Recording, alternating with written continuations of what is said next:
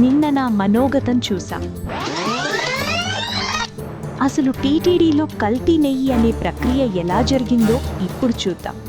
జగన్ 2019లో తన ప్రభుత్వం ఏర్పడిన తర్వాత తన తాబేదారులను, బంధువర్గాన్ని ఎక్కువ సొమ్ము కొల్లగొట్టే చోట్ల నియమించాడు జగన్. టీటీడీ చైర్మన్గా బాబాయి వైవి సుబ్బారెడ్డి, ఈవోగా ధర్మరెడ్డిని రంగంలోకి దించాడు. నా కల్తీకి ఇదే మొదటి మెట్టు. తిరుమలకి నెయ్యి సరఫరా చేసి టెండర్లలో పాల్గొనేందుకు కఠినమైన నిబంధనలు ఉండేవి. కానీ హైకమాండ్ సూచనలతో ఈ రెడ్డి ద్వయం ఆ నిబంధనలను తుంగలో తొక్కేసింది. హైకమాండ్ అంటే ఎవరో అనుకునేరు. ఎవరో కాదు, జగన్ రెడ్డే. ఎవరు ఎక్కువ కమిషన్ ఇస్తే వాళ్ళందరికీ ఇచ్చేట్టు చేసుకున్నారు సుబ్బారెడ్డి, ధర్మరెడ్డి. నిబంధనలను ఎంత దారుణంగా సడలించారంటే డైరీ వెన్న సేకరణ, నెయ్యి ఉత్పత్తి చేయకపోయినా పర్లేదు అనేంతగా.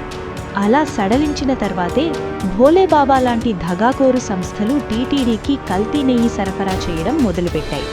ఈ తంతంతా నడిపించడానికి వైవి సుబ్బారెడ్డి పిఏ చిన్నాపన్న, గోశాల డైరెక్టర్గా ఉన్న భూమన కరుణాకర్ రెడ్డి బంధువు కసిరెడ్డి హరినాథ్ రెడ్డి పావులుగా మారారు.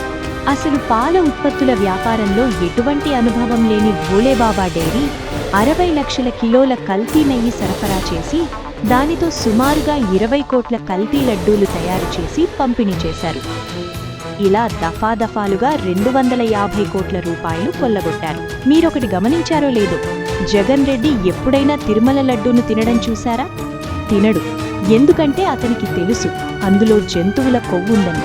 కానీ దేశం నలుమూలల నుండి వచ్చిన భక్తులకు మాత్రం పంపిణీ చేసి వారి మనోభావాలతో ఆడుకున్నాడు.